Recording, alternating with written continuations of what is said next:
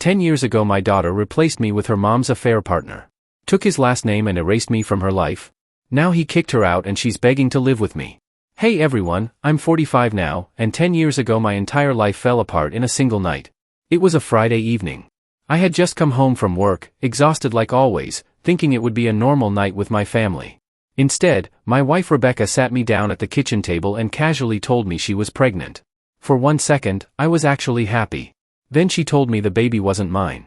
She looked me straight in the eyes and admitted she was pregnant with her best friend Mason's child. I still remember sitting there completely frozen while she explained everything like she was discussing the weather. Honestly, what hurt the most was how relieved she looked after finally telling me. There was no guilt on her face. No shame. It was like confessing lifted a weight off her shoulders. Rebecca told me she had been feeling left out for years. She said Mason made her feel special and understood in ways I apparently never did. Then she gave me the classic excuse that it just happened. But affairs don't just happen. They happen because someone keeps choosing another person over their family again and again. That night changed my life completely. And things somehow got even worse a few weeks later. My daughter Leah, who was 15 at the time, admitted she had known about the affair for months. I remember staring at her in disbelief while she casually explained how Mason would take her shopping, buy her expensive gifts, let her do whatever she wanted, and basically act like the fun parent. Then she looked me dead in the eyes and told me Mason would be a better father than me anyway. That sentence honestly broke something inside me. Because I was a good father. I wasn't absent. I wasn't abusive. I wasn't some cold husband who ignored his family. I worked hard every single day. I showed up to school events. I helped with homework. I spent weekends with my daughter. I loved my family more than anything. The only thing Mason had that I didn't was money. And apparently, that mattered more. Soon after that, Rebecca filed for divorce. She moved in with Mason almost immediately, and Leah chose to go live with them too. Just like that, I lost both my wife and my daughter at the same time. The court gave me visitation every other weekend, but even then Leah barely wanted to come. Half the time she acted annoyed just being around me. Eventually, the calls became shorter. The visits became less frequent. Then one day, she just stopped talking to me entirely. After the divorce, it honestly felt like my entire life slowly collapsed piece by piece. At first, I thought maybe things would calm down eventually. Maybe Rebecca would realize what she destroyed. Maybe Leah would get older and understand I wasn't the villain she made me out to be. But instead, people slowly started distancing themselves from me too. Some mutual friends picked sides immediately. A few of them stayed close to Rebecca and Mason because they had money, parties, connections, and the kind of lifestyle people are naturally drawn toward. Others simply stopped calling because divorce makes people uncomfortable, especially when cheating is involved. I went from having a full family and social circle to eating dinner alone in complete silence most nights. The worst part, though, was Leah. I kept trying. God, I tried so hard. I called her constantly during the first couple years after the divorce. Sometimes she ignored my calls completely. Sometimes she would pick up, but she always sounded distant, distracted, almost annoyed that I interrupted her day. Our conversations became painfully one-sided. I'd ask about school. She'd answer with one-word responses. I'd tell her I missed her. She'd awkwardly change the subject. Still, I never gave up. No matter how cold she became, she was still my daughter. But 2 years after the divorce, Rebecca and Mason announced they were moving to another state for Mason's business opportunities. And of course, Leah went with them. Before they left, I tried desperately to spend time with her. I invited her to dinner, asked if we could have one proper father-daughter weekend before she moved away. She rolled her eyes and told me to stop being dramatic. I'm not moving to another part of the world, she said. It's not that serious. That sentence hurt more than she probably realized. Because to her, it wasn't a big deal. But to me, it felt like I was losing my daughter all over again. I remember standing there forcing myself not to react emotionally because every time I showed sadness around her, she acted uncomfortable or irritated. So I just nodded and pretended I was okay with everything. After she moved away, the little communication we still had completely disappeared. Weeks would pass without hearing from her. Then months. I kept trying anyway. I called, texted, left voicemails asking how she was doing, reminding her I loved her, telling her I was always there if she needed me. Nothing. Eventually, I contacted Rebecca because I genuinely started worrying something had happened. Rebecca sounded irritated. I even called. She casually told me Leah was busy adjusting and spending time with new friends. Then she promised Leah would call me back soon. She never did. After a while, I stopped reaching out as much. Not because I stopped loving my daughter. I was just tired of feeling like I was forcing my existence onto someone who clearly didn't want me in her life anymore. Then one day, after almost a year of barely hearing from her, Leah suddenly called me. For a moment, I honestly felt hopeful again. But the conversation destroyed me. She casually informed me she had decided not to go to college after all. That broke my heart immediately because Leah had always been brilliant. She was one of the smartest students in her school. Ever since she was little, she talked about studying finance and working in corporate investment someday. I asked her if she was sure. I told her she was too talented to throw away her future like that. And that's when her tone changed instantly. "I don't need your guidance," she snapped. "Mason's here to help me." Then she laughed softly and said something I don't think I'll ever forget. "You can't even pay for college anyway, so stop being so dramatic. It's not a big deal." That sentence honestly shattered something inside me. Not because of the money, but because in that moment, I realized how small she truly thought I was. What Leah never knew was that I actually had a college fund prepared for her since the day she was born. I had spent years quietly putting money aside little by little, even during difficult times. I never told anyone about it. Not Rebecca. Not Leah. No one. After that phone call, I sat alone in my apartment for hours staring at the account information for that fund. And for the first time in years, I finally stopped chasing after people who clearly didn't want me. At the time, I owned a small import business that specialized in restaurant equipment and commercial kitchen supplies. The business had been struggling badly since the divorce because honestly, I had mentally checked out of life for a long time. But that night, I made a decision. If my daughter didn't want the future I spent years preparing for her, then I would use that money to save the only thing I still had left: my business. So I invested every dollar of that college fund back into the company. And without realizing it at the time, that decision would completely change my life. After I invested that college fund into my business, something in me changed. At first, it was just survival. I threw myself into work because it distracted me from everything else. My import business had been struggling for years, mostly because I stopped caring about it after the divorce. I was barely functioning back then. Some days I couldn't even get out of bed without forcing myself. But now I suddenly had nothing left to lose. So I worked. Day and night. I started rebuilding connections with suppliers, expanding inventory, traveling more, negotiating better contracts, taking risks I would have been too afraid to take before. Slowly, the company started recovering. Then it started growing. Within 2 years, my small commercial kitchen supply business expanded into importing high-end restaurant equipment for hotels and luxury properties. I hired employees, opened a warehouse, signed contracts I once thought were impossible for a business my size. And strangely enough, as my business grew, I started feeling something I hadn't felt in years. Peace. Real peace. For almost 3 years after the divorce, I spent every waking moment grieving people who clearly moved on without me. I kept hoping my daughter would come back. Kept hoping Rebecca would regret everything. But eventually, I accepted reality. And once I stopped fighting reality, I realized something painful but freeing at the same time. My life was too valuable to destroy over people who genuinely didn't care whether I lived or died. So little by little, I stopped centering my entire existence around them. I started going on dates again. At first it felt wrong, almost like I was betraying the old version of my life, but eventually I began enjoying meeting new people. I traveled more. Started reconnecting with old friends. And surprisingly, once I stopped constantly looking broken and miserable, people slowly started treating me normally again too. It was like everyone had been waiting for me to finally move forward. For the first time in years, I felt human again. Then came the moment that almost destroyed all my progress. One night, I randomly checked Leah's Instagram profile after not looking at it for months. And the first thing I noticed was her name. Her last name had changed. It wasn't mine anymore. She had replaced it with Mason's surname. At first I genuinely thought it was some kind of joke or temporary username. But as I scrolled through her profile, my stomach dropped. There was a video pinned at the top. In the video, Leah was smiling ear to ear while holding paperwork in her hands. Mason stood beside her looking emotional, and Rebecca was recording the whole thing. Then Leah looked at Mason and asked if he would officially adopt her. Everyone in the video started crying. Mason hugged her tightly like he had just won the lottery. Leah kept calling him Dad over and over again while Rebecca sobbed happily behind the camera. And the comments somehow hurt even more. Rebecca had commented, "So happy for you too. You deserve this happiness, red heart." I don't think I can properly explain what that moment did to me. I sat there staring at my phone feeling completely worthless. Like my entire existence as a father had been erased and replaced. All those years raising her. All the sacrifices. All the love. Gone. like I had never mattered at all. I ended up calling Leah immediately because honestly, I couldn't stop myself.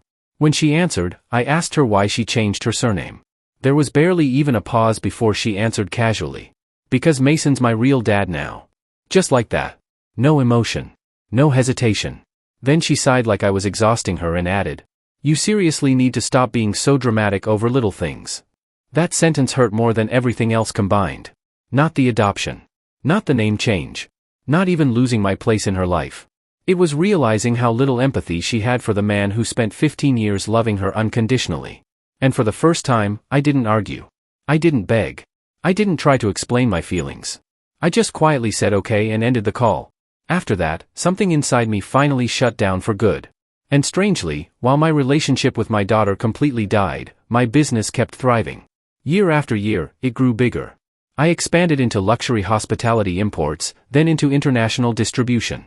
My company started supplying restaurant chains, resorts, and commercial properties across multiple states. The more successful I became, the more I realized how much of my life I had wasted begging people to value me. People who never planned to. A couple years after all that happened, I met Luna. And honestly, she was nothing like Rebecca. I met her through mutual business contacts during a hotel supplier event. She was confident, sarcastic, independent, and brutally honest in a way that caught me off guard immediately. On our very first date, she looked me straight in the eyes and said, "Just so we're clear, I'm not looking for marriage or some serious forever relationship." Then she laughed and added that she enjoyed her freedom too much. Ironically, I felt the exact same way. After everything I went through with Rebecca and Leah, I had zero interest in building another family or getting emotionally attached again. At that point in my life, I just wanted peace, companionship, and something simple without promises that could eventually destroy me. So somehow, we matched perfectly almost immediately. At least, that's what we thought. Because apparently fate had completely different plans for us. About 6 months into dating, Luna found out she was pregnant. I still remember the way she stared at the test in complete silence while I sat beside her expecting panic, arguments, or fear. Instead, she started laughing nervously. Then I started laughing too. And somehow, what should have been terrifying only made both of us unbelievably happy. For the first time in years, I felt genuine excitement about the future again. 3 years ago, Luna gave birth to our twins, Lily and Lucas. And honestly, those 2 children healed parts of me I thought were permanently broken. The first time I held them, I remember feeling overwhelmed in a way I can't even describe properly. Tiny little hands wrapped around my fingers, completely trusting me without hesitation. They filled our home with life again. With noise. With laughter. With chaos. And for the first time in a very long time, coming home no longer felt empty. Luna and I raised them together with so much love and care that sometimes it almost scared me. We took turns staying awake during sleepless nights, celebrated every tiny milestone, recorded every first word, every first step, every silly moment. Watching Lily and Lucas grow constantly reminded me of Leah when she was little. The way Lily used to fall asleep on my chest reminded me of how Leah did the exact same thing as a toddler. Lucas inherited my habit of asking endless questions, just like Leah once did before everything changed between us. Those memories used to hurt badly. But eventually, they became bittersweet instead of painful. Because unlike before, I finally understood something important. I wasn't a bad father. Leah's rejection of me didn't erase all the love I gave her. Some people simply grow into different versions of themselves, and sometimes those versions no longer have room for you. Still, there were moments where the sadness would quietly hit me again. Especially when I realized Leah never cared enough to even ask about her younger siblings. Not once. She never called to congratulate me after Lily and Lucas were born. Never asked to see photos. Never reached out during birthdays or holidays. It was like I no longer existed in her world at all. But this time, instead of destroying me, it just made me focus even more on the family standing right in front of me. After the twins were born, Luna and I bought a new house together. A real family home. Big backyard. Quiet neighborhood. Enough space for the kids to grow up safely.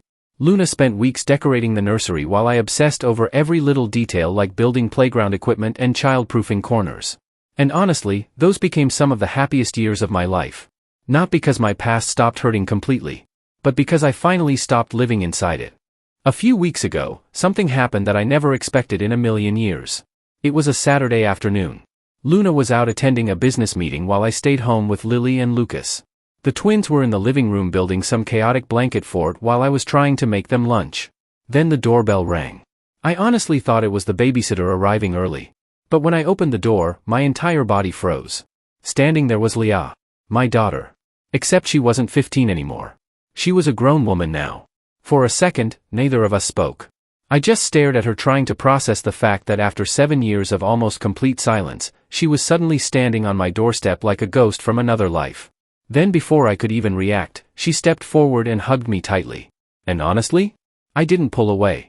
No matter how much pain she caused me, some part of me still remembered the little girl who used to run into my arms after school every day. When she pulled back, she looked nervous and quietly asked if she could come inside. At first, I hesitated.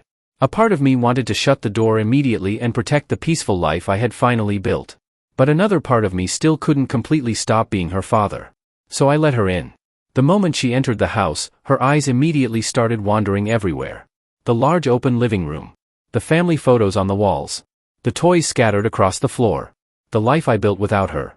Then she looked at me and smiled awkwardly. "This house is really nice, Dad." Dad. I hadn't heard her call me that in 7 years. The last time she used that word was during the phone call where I begged her to reconsider giving up college. Hearing it again honestly felt strange. Painful and comforting at the same time. But I didn't react. I just asked her why she was there. At first, Leah looked uncomfortable, almost embarrassed. She kept avoiding eye contact while twisting her hands together nervously. Then she finally admitted she messed up. She told me that after refusing college, she decided she wanted to become an influencer instead. According to her, Mason and Rebecca fully supported the idea at first. They funded everything: expensive clothes, trips, photography equipment, social media management. For a while, she genuinely believed she would become successful online. But it never happened. Then things got worse. Mason's business apparently collapsed last year after several bad investments and lawsuits. They lost most of their money, sold their house, and recently moved back to this state into a small apartment. And according to Leah, everything changed after that. She told me Mason and Rebecca had become bitter, stressed, and constantly angry. The money that once made everything exciting was suddenly gone. Then she started crying. Real crying. The kind where words barely come out properly. She admitted she was still living with them because she never built an actual career or stable life for herself. She said Mason recently cut off her allowance completely, and both him and Rebecca told her she had 1 month to move out and figure things out herself. "I don't have anywhere to go," she whispered. And for a moment, I almost felt sorry for her. Then she looked around the house again before casually saying, "You have such a big house now anyway, so I'll just move in here soon." That was the exact moment reality hit me. She wasn't there because she missed me. She wasn't there because she regretted how she treated me. She wasn't there because she suddenly realized I was her father again. She came because she had nowhere else to go. When Leah told me she was moving in soon, I honestly just stared at her for a few seconds trying to process what she had actually said. Then I calmly told her she couldn't just decide to move into my house. The reaction on her face genuinely shocked me. She looked at me like I had said something completely unreasonable. "Why can't I move in?" she asked immediately. "You have a huge house now. Why can't I live here?" I took a deep breath before answering because I could already feel the conversation turning ugly. I explained to her that this wasn't just my house. It was Luna's house too. And if someone was going to live there, Luna would need to agree to it as well. The second I mentioned Luna, Leah's entire expression changed. Her face twisted with disbelief and anger. "So you're choosing some woman over your own daughter now?" she snapped. For a moment, I didn't say anything. Because honestly, hearing that after everything she had done almost felt unreal. Then I finally looked at her and answered honestly for the first time in years. "I'm choosing the woman who stood beside me when my life fell apart," I told her quietly. "The woman who helped me rebuild myself. The mother of my children. The person who was there while you spent years pretending I didn't exist." Leah's eyes immediately filled with tears. And I continued before I could stop myself. "So yes," I said. "I would choose Luna over you every single time." The silence after that felt heavy. Leah started crying almost instantly. "How can you say that to your own daughter?" she asked through tears. "Dad, you can't just say something like that." But for once, I didn't back down emotionally the way I used to. She kept crying and repeating that she had nowhere else to go. She told me I didn't understand how hard things had become for her. "I need a place to live," she said desperately. And maybe years ago, that would have been enough to break me completely. But now all I could think about was the peaceful life waiting upstairs. My children. Luna. The family I spent years rebuilding after being destroyed once already. So I told her the truth. "Then find a place," I said calmly. "And find a job." She stared at me like she couldn't believe what she was hearing. Then I told her something even harsher. I admitted that even if Luna agreed to let her stay there, I personally still wouldn't want it. Because I was finally healing from everything she had done to me, and I didn't want to bring that pain back into my home again. That completely broke her. She started crying harder than before, almost panicking now. Then she tried a different approach. She told me she had only been a kid when everything happened. She said Rebecca manipulated her and filled her head with lies. She kept saying she didn't fully understand right from wrong back then. For a second, I almost felt my resolve weakening. But then I remembered every choice she made afterward. Not just when she was 15. When she was 17, 18, 19.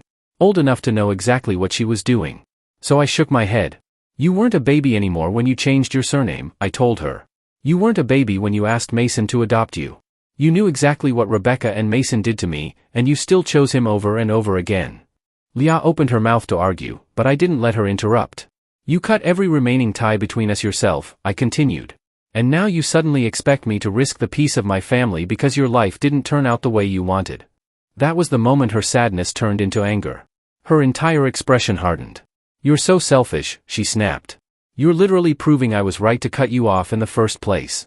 And strangely enough, hearing that didn't even hurt anymore. I looked at her and realized I truly didn't care what she thought of me anymore. Not after all these years. So I simply told her she needed to leave. At first, she refused. She kept arguing, crying, pacing around the living room, insisting I owed her because I was her father. But eventually I told her if she didn't leave, I would call the police. And after a long, tense silence, she finally walked out the door. The moment it closed behind her, the entire house became painfully quiet again. When Luna came home later that evening, she immediately noticed something was wrong with me. I told her everything. About Leah suddenly showing up after 7 years. About her asking to move in. About the argument. About me finally telling her no. Luna stayed quiet the entire time while listening. She didn't interrupt once. And honestly, part of me expected her to think I had been too harsh. Instead, when I finished talking, she walked over, hugged me, and told me I did the right thing. She said she was proud of me for finally standing up for myself after years of letting people emotionally destroy me. Then she admitted something honestly. If you want to help her financially someday, that's your decision, she told me gently. But I wouldn't want her living in this house with us. And honestly? I agreed immediately. Not because I hated Leah, but because I finally understood that protecting my peace and my family wasn't selfish anymore. I had spent too many years sacrificing myself for people who never cared about what it cost me. The next morning, I got a phone call from Rebecca. The second I answered, I could already hear the anger in her voice. She immediately started yelling at me, asking how I could threaten to call the police on our daughter. According to Rebecca, Leah was already emotionally struggling, and my cold behavior shattered her even more. She needs love and support right now, Rebecca snapped. And instead of helping her, you're making everything worse. Hearing that honestly made me laugh for the first time during the entire conversation. Not because it was funny, but because the hypocrisy was unbelievable. I told Rebecca that she and Mason spent years spoiling Leah while teaching her to disrespect the only parent who actually loved her unconditionally. Then suddenly, after the money disappeared and life became difficult, they expected me to fix the mess they created. I'm not interested in raising a spoiled 25-year-old, I told her calmly. Rebecca immediately got furious. How can you abandon your own daughter like this, she shouted. And finally, after years of keeping everything bottled inside, I exploded. The same way you and Leah abandoned me? I snapped back. The same way she replaced me with the man who helped destroy our family? Rebecca went silent instantly. But I kept going. I asked her if she had any idea what those years did to me mentally. How I spent years feeling worthless while my own daughter treated me like I was disposable just because I couldn't provide the expensive lifestyle Mason could. I reminded her how Leah erased my surname, publicly asked another man to adopt her, and spent years pretending I didn't exist. And now that your lives are falling apart, I said bitterly, you suddenly want me to save her. For a few seconds, Rebecca didn't say anything. Then her tone changed completely. Softer this time. Almost pleading. She admitted that what happened years ago wasn't fair to me. She said she knew Leah hurt me deeply. But then she pulled out the same argument people always use against the person who finally heals. You have everything now, she said quietly. Why can't you just let go of the past? That sentence honestly made me even angrier. Because people only ask you to move on after they're the ones who benefited from destroying you. Rebecca kept talking. She needs her father right now, she said. Please just let her stay with you for a while. And for the first time in years, I answered without guilt. She stopped being my daughter a long time ago, I told her coldly. Don't forget that. Rebecca gasped quietly, but I continued anyway. I told her that just because I rebuilt my life successfully didn't mean I suddenly owed forgiveness to the people who broke me. I finally had peace. A real family. Children who loved me. A home filled with happiness instead of betrayal. And I refused to destroy that peace by bringing years of emotional damage back into my house. If you're so worried about her, I added, then you help her. That's when Rebecca finally broke down completely. Her anger disappeared, replaced with pure desperation. She admitted they were struggling badly financially. She said they could barely pay bills anymore. Their son had to transfer to public school because they couldn't afford tuition. Then she confessed something that honestly shocked me. Mason had apparently become deeply depressed after losing his business, and according to her, he was becoming angry and emotionally abusive toward everyone around him. Rebecca said Leah still living there only made things worse because Mason constantly lashed out at her now too. For the first time during the call, Rebecca genuinely sounded scared. Then she started begging me. Actually begging. Please, she whispered. Just let her stay with you for a few months until she gets back on her feet. But by that point, my mind was already made up. So I gave her the same answer one final time. I'm not letting someone else's child move into my house. And then I hung up. After my phone call with Rebecca, there was complete silence for almost a week. No calls. No texts. Nothing. Honestly, I thought maybe they finally understood that my decision wasn't changing. Then one evening, right after dinner, the doorbell rang again. The moment I opened the door, my stomach dropped. Leah was standing there with multiple bags and suitcases beside her. And she was crying. Not quiet tears either. Full panic. The second she saw me, she started talking rapidly about how Mason had kicked her out after another huge argument. According to her, he screamed that he was tired of financially supporting an ungrateful adult, threw her bags outside, and told her not to come back. What hurt her even more was that Rebecca apparently didn't stop him. She just stood there, Leah cried. She didn't even defend me. Then she looked past me into the house and said the words that immediately made my chest tighten. I'm here to live with you now.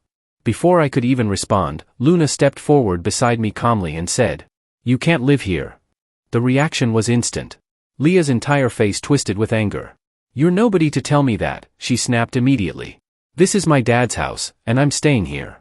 Then she tried walking past Luna into the house like the decision had already been made. But I stopped her. Firmly. I told her she was not going to disrespect Luna in our own home. And I corrected her immediately. This isn't just my house, I said. It's our house. Leah looked genuinely shocked hearing me say that. Like part of her still believed she could simply return and automatically reclaim a place in my life. Then I told her the truth clearly. You can't just show up here expecting to move in. She stared at me in disbelief. What do you mean I can't? She asked. Dad, I literally have nowhere to go. And honestly, hearing her call me Dad now felt different than before. Not loving. Not genuine. Desperate. I told her she was 25 years old and old enough to manage her own life now. Then I went inside, grabbed my wallet, and handed her $5,000 in cash. Use this to get a temporary place and figure things out, I told her. But don't come back here again. The second I said that, Leah completely broke down. She started sobbing loudly right there on the porch. It's so unfair, she screamed. You're living in this huge mansion while I'm basically going to end up homeless. For a second, I almost gave in emotionally again. But then I remembered every single time she treated me like I was beneath her because I wasn't rich enough. So I stayed calm. I told her she could get a job and rent a small apartment like millions of adults do every single day. That answer only made her angrier. I can't live like that, she yelled. You have so much money now. If you don't want me living here, then just buy me an apartment or something. Then she turned toward Luna with pure resentment in her eyes. This is all your fault, she snapped. You manipulated him into acting like this. You're nobody. That was the moment I finally lost my patience completely. I stepped between them immediately and told Leah to stop being dramatic. Then I looked directly at her and repeated the exact words she once said to me years ago when I begged her not to leave with Rebecca. It's just a phase, I told her coldly. You'll get over it. Stop being so dramatic. The second she realized I used her own words against her, her expression completely changed. Like reality finally hit her for the first time. Then I told her one final time to leave. It took a long time. She cried, argued, begged, got angry again. But eventually, she grabbed her bags and slowly walked away from the house. And for some reason, watching her leave this time didn't break me the way it would have years ago. It just made me tired. After she was gone, Luna looked genuinely upset and admitted she felt bad for Lia despite everything. But I told her the truth. None of this was Luna's fault. For years, I begged people to love me while they treated me like I was disposable. And now, for the first time in my life, I was finally protecting the peace I fought so hard to build. Now it's been almost 2 weeks since Lia showed up at my house with her bags. And somehow, things have become even more complicated. Rebecca's side of the family, the same people who spent years telling me to leave Rebecca and Lia alone and move on with my life, suddenly started reaching out again. Only this time, they weren't defending Rebecca. They were attacking me. According to them, I was being cruel, heartless, selfish. They kept saying I was holding on to the past instead of helping my daughter when she needed me the most. One of Rebecca's sisters even called me and said, "She's still your child no matter what happened." And honestly, that sentence stayed stuck in my head longer than I wanted it to. What made things harder was realizing some of my own friends and relatives quietly felt the same way too. A few people told me I should at least let Lia stay temporarily because good parents don't abandon their children. Others hinted that maybe my pride and resentment were clouding my judgment. Even Luna started feeling guilty. One night after the kids went to sleep, she admitted she couldn't stop thinking about Lia crying outside the house. Luna told me she still believed we made the right decision for our family, but at the same time, she hated knowing someone out there might be struggling with nowhere stable to go. And honestly, hearing everyone's opinions slowly started getting into my head too. Because no matter what happened between us, Lia is still the little girl I once carried on my shoulders. The same little girl whose college fund I built for years. The same little girl who used to wait near the window for me to come home from work. And now I keep wondering if I went too far. Maybe I should have helped more. Maybe I should have given her more money. Maybe I should have helped her get an apartment. Maybe I should have let her stay temporarily. I honestly don't know anymore. That's the part nobody talks about when someone hurts you deeply. Even after everything they do, a part of you still loves them anyway. And that's exactly what's destroying me now. Because I don't want to see Lia suffer. I truly don't. But at the same time, I also can't ignore how hard I fought to finally rebuild my peace after she spent years helping destroy it. And now I'm stuck wondering if protecting my peace makes me selfish. Or if letting her back into my life would destroy everything I spent years rebuilding.